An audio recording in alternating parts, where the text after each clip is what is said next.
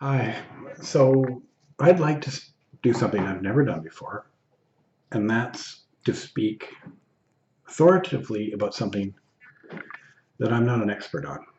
And so I don't actually speak as an expert on the things that I know very, very well, because I have other things to do there. And the things that I'm not an expert at, I generally, you know, speak very casually about because that's kind of fun. But in this case, I'm going to speak about something that I have some familiarity with, but mostly I'm not an expert. And that's contagion. How things, how contagious things happen. So I'll use a couple of examples. I'm going to take a kind of contagion that isn't very common, and that's a meme, an idea. And so I'm going to maybe just go over what contagion is. Contagion doesn't have to be a disease. It just has to be something that catches on in a population. It could be an idea, it could be a notion, it could be a belief system. Of course, it can be diseases. It's a little bit easier to analyze memes and belief systems because they're generally not as dangerous. Well, they can be. A lot of everybody's interested in this COVID-19 business, and it is of interest, but to my mind, it's a little bit like they're focusing on just this one disease and kind of losing track of the fact that this is a contagion, and how does contagion work? By the way, behind me, that's supposed to be a map I'm making of air traffic control system over the Dover Strait, and frankly, I wasn't watching. I wasn't watching. I wasn't looking at a map when I made it. This is my clean whiteboard, which I'm going to use to explain contagion. So let's say we have a contagion, a new thing that's come out, or something that people haven't experienced much before. It could be the idea that you should speak about fetuses as being persons, or something about universal basic income, or the notion that Tom Hanks is gay. I mean, that's new. I know I've never heard that before. It could be coronavirus. It could be joining the Moonies. It's the Valley Speak. Those are all contagions, things that came about from relatively small beginnings, and then lots of people did them after a while, except for Tom Hanks, I think. But this is take an imaginary contagion, and that's that, well, not imaginary, it's one that I've from the long past, and that's that you can take tapes, like, cassette tapes from the 80s and 70s, and you can pull them back and forth between your teeth. And if they resonate with your feelings in just the right way, you can actually hear some of the music on the tapes, and you can play them backwards and hear them sort of meld between each other. Now let's imagine that contagion reaching a population. So we have a population. I'm going to take a better pen, another pen anyway. We have a population, and it's stratified vertically, horizontally, whatever. And the contagion reaches it. The idea, you can play, tapes with your teeth, and it gets in, and it reaches an older person who is familiar from the 70s, and immediately dies out because he knows it's bullshit. Then it reaches another person who's younger, and he tries it with an old tape that's in the basement, and tells somebody else, it tells another couple people, but it just doesn't catch on. And then it reaches, a fourth person, a third person, and it catches on, and then it reaches a person who's kind of popular, and they tell it to a whole bunch of other people, but they're not really aware of this, and they don't have tapes around, and it's just not that interesting to them. So even though this person, who's kind of a nexus point, is has the ability to transmit this contagious idea, they're reaching an audience that isn't that receptive. They're not vulnerable to the contagion. So then the contagion comes around another time.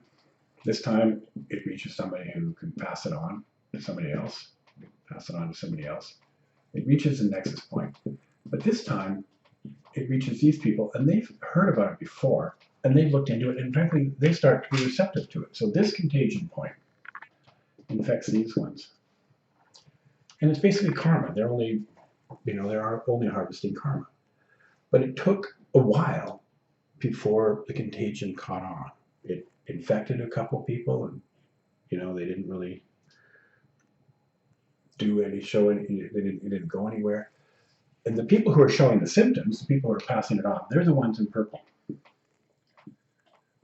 These people are supporting it, but they are asymptomatic. They're not really infected in the same way. So let's just look at how that would work. I kind of like this picture, but I'll move this out of the way. Let's see how that worked. Because in time, we had an infection, and it fiddled out. We had another one. Another person talked about it, and fiddled out. Another one, fiddled out. Another one took a few, and then it spread out, and it started to reach more people. And partly it was because it reached receptible people, people who were, individuals who had either been previously exposed in a way that was positive, or previously exposed, or it just reached more people who would take on this this infection.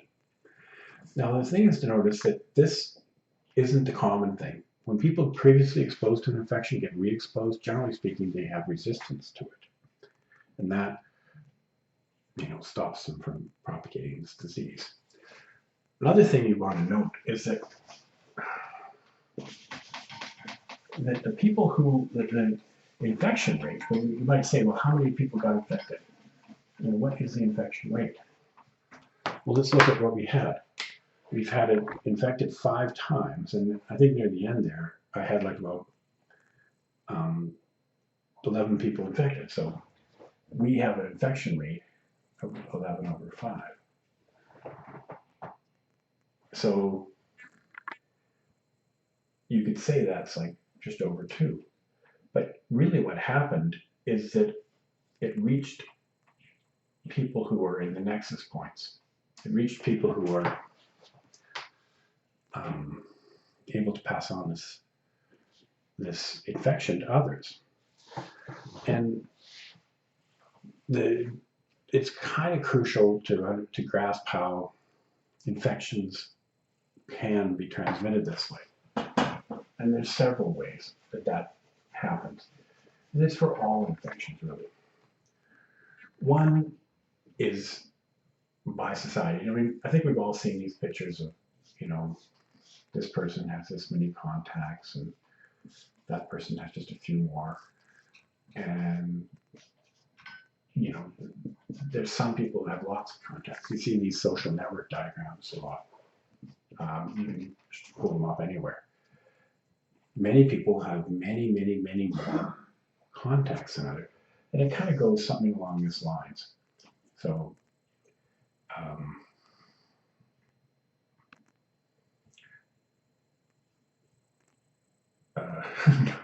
number of contacts and the population in general, you could find it kind of like that. And some people have thousands of contacts. They meet lots of people. They could be a kid in a daycare, or someone who a politician, or they just meet more people. They meet a lot more people on a regular basis. And how do you look at a contact? What is a contact? Well, from an infectious point of view, a disease point of view, it's someone obviously, can get that disease because they're close to you. But another way to look at it is if you dropped your cell phone, would you get it back? Who would get it? Who would return your cell phone? And most people are going to try to return your cell phone. And so you drop it on a bus or something like that. All the people who could return your cell phone, they're potential contacts. So you want to look at your life and sort of like step back and say, how many instances were there where if I had put my cell phone down, someone would have found it and they'd be able to try to return it to me. That how many people could have found it. So if you're at at the doctor with lots of people there, or in a lineup at Service Ontario, or if you're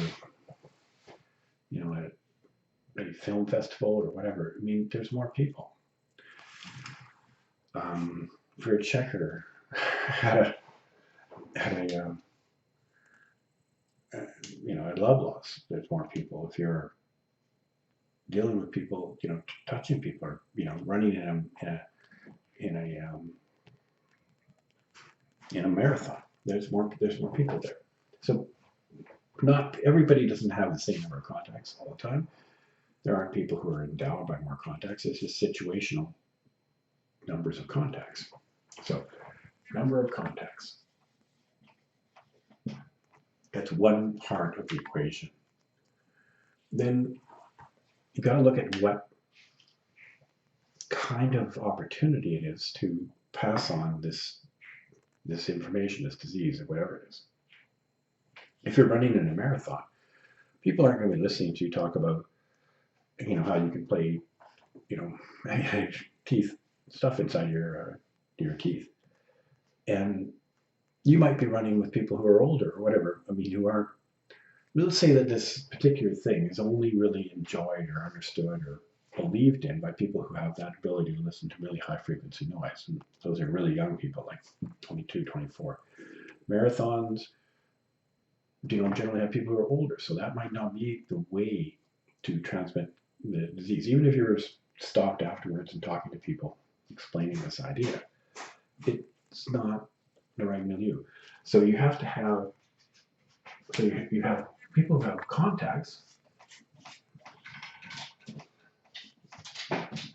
and then overlying that is situational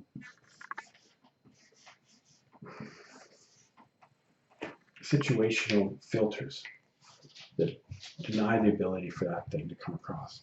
And this isn't just because we're using an artificial constraint of having, pulling, like a magnetic tape through your teeth, because that's sort of saying, hey, look, we're focusing on people who are young. I'm saying, hey, look, this disease, this idea, this meme, transmit mostly to people who are very young, because they maybe get this mystical idea that they heard something because they hear higher pitched noises anyway. People who are young hear like 18 to 22,000 K, which we don't hear. But I'm trying to stress that the people who are susceptible to disease, who are most likely to catch it and exhibit the symptoms, in this case, are young. I'm saying they're like 14. That's in contrast to the coronavirus. The people who are susceptible and exhibit symptoms are going to be over 60. The big tail there. But there's probably lots that are exposed to disease, supported, or in some way exposed, and they're younger and they don't exhibit symptoms. The thing is that people who are exposed or kind of partly supported, they're part of the number that have it. The asymptomatic ones. The asymptomatic ones become very important later on because they can be, like that group could be really large. This has been put that down in the picture. We've got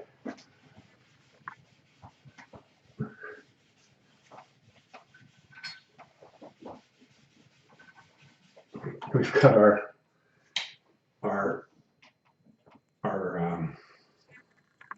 thing where we're playing tapes, and tapes are, you can play them in your teeth, and the kids are the ones that pass it on and are exposed to it. But the ones who pass it on, these are the ones that are symptomatic. The ones who are exposed to it and aware of it and are kind of using it a bit, they could be a much larger group that has a higher mean age. So these people all could be asymptomatic. Now, if you want, we can contrast that to coronavirus, where we have something similar, where we have a whole bunch of people who are around 60 years or older. We have a tail off where people who are younger aren't really showing any symptoms. But potentially, and we have no idea, there could be like a huge amount of people here who are asymptomatic or relatively low symptoms, who have contracted, they've been exposed to the disease.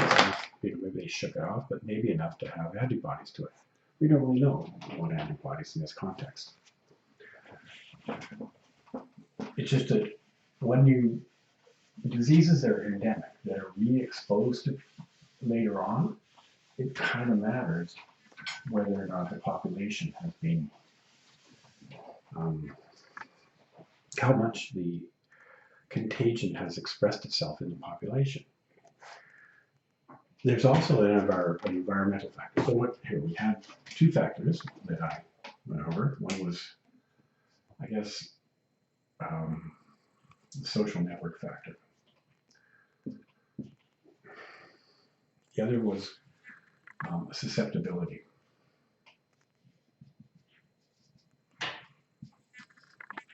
And the third is environmental. So for us, the social network is how many contacts people have, how much interaction they have, how likely it is for their cell phone to be returned, or how many people could possibly return it. Susceptibility, in this case, we're saying that people who are young, or 15 or so, they're likely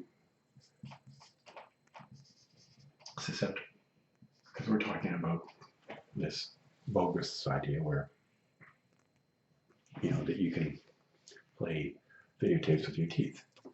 Not videotapes, cassette tapes. The other one is environmental. Now, people who are passing on this might be passing it on to, the susceptible people in a context, in a place where they're more exposed to the people who are their victims, I guess. And that might be while they're going to school. That might be summer vacation, or summer, what's it called, spring break. Let's say spring break. So, or it might be when there's a snowstorm. People are indoors, or they're talking to people, it's bad weather, and they're stuck indoors and talking to people. So there's an environmental part to it that can change a lot. Okay.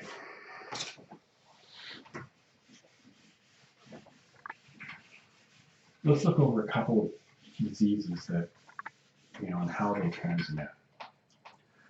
Influenza A, anyway, that's the H1 kind of N2 thing. So this H1, this is kind of funny. This H1N2, H2N7, all that junk. I didn't really realize it. I've only passed on it a little bit, but the H business, I guess, is how the virus attaches to a cell, and the N business is how it releases. So they can, tune drugs to attack, mainly how it releases, and then it sort of gets bound and stuck and doesn't infect people. Anyway, so that's influenza. Now we have the coronavirus, which we don't know as much about. Let's just go over what we know about influenza. Influenza is around 300 microns. It generally, when it's exposed in the air, it's a bit of an airborne virus. It has like a buttery like coating around it, phlegm or whatever. But that actually becomes kind of hard because it dries out in the air. So when the relative humidity is low, less than 20%. Here's another penny. Relative humidity is less than 20%. This kind of little droplet becomes hardened and, so relative humidity less than 20% and temperature less than about 8 degrees Celsius. That survives pretty well. I guess it's sort of a salt solution thing inside here. The salt sort of stabilizes it, and it floats around in the air. When it's floating around the air, it has more possibility of infecting people because, this little phlegm, this is kind of mysterious because this is, for influenza, the bubble around this buttery coating, it could be a hard coating when it's dried up in the air. It protects the virus. What hurts the virus is warm. If it gets warm, this kind of dissipates. When it gets high humidity, this dissipates. It doesn't last well. The thing is, though, it's really hard to measure this because the virus might still be in the air, and the way we measure these sorts of things is they sieve the air, and then they look for the viral components. And those viral components, they'll still find them, even if this thing is no longer viable.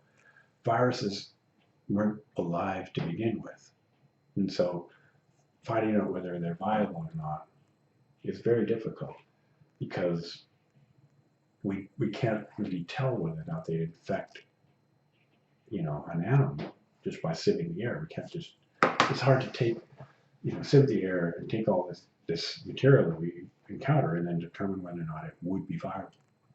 So even though we can find viruses in the air, we can't tell whether or not, it's harder to tell whether they're viable. This is this business about airborne or not airborne. And it comes down a lot to size. See, people say, okay, if it's around 500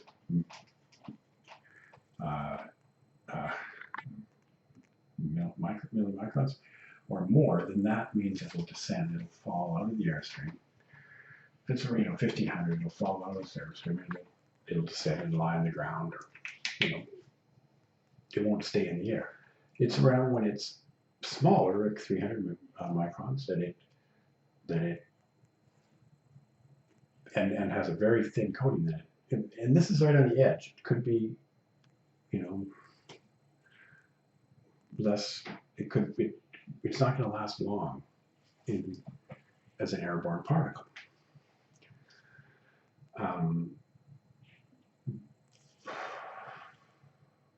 But there's other, this is just for influenza. We know for sure that other diseases are airborne pathogens, like measles is airborne pathogen. I'm not sure if it's smaller or larger. I think it is smaller. But maybe it just survives better in the air. I don't really know. But this business here, where whether or not how the transmission occurs is kind of crucial. And it's very hard to follow. So, for example, let's just say, we're talking about our influenza, not about coronavirus yet, because we really don't want to get into arguing about, to get into the disagreement that people are going to have, like it's not airborne, it is airborne, because it's very closely related to this